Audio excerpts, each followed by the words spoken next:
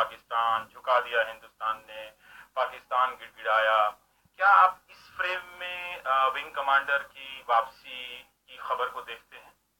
ये बिल्कुल नहीं, बिल्कुल नहीं। देखिए, जो कुछ भी हुआ है पुलवामा के बाद, बालाकोट का अटैक हुआ है, इसके दो तीन पहलू हैं, मगर पहले मैं आपके प्रश्न का उत्तर देना चाहता हूँ। ये एक बहुत ही स्टेट्समैन लाइक जेस्चर है इमरान खान का। इमरान खान जी, इसमें कोई शक नहीं है, दबाव की वजह से नहीं है, हमारी मिलिट्री एक्शन की वजह से नहीं है, क्योंकि मैं ये भी आपको दिलाना चाहता हूँ कि 99 की कारगिल युद्ध में नचिकेता को भी ऐसे ही मार गिराया था, जहाज से शूट डाउन किया करवाया था, और उस वक्त भी उनको वापस दिया। उसके बाद युद्ध चली कम से कम एक महीना और। तो ये कहना कि मिलिट्री के दबाव से भेजना है, तब तो नचिकेता को कोई उस वक्त पाकिस्तान पे कोई दबाव था नहीं, क्योंकि वॉर चलती रही।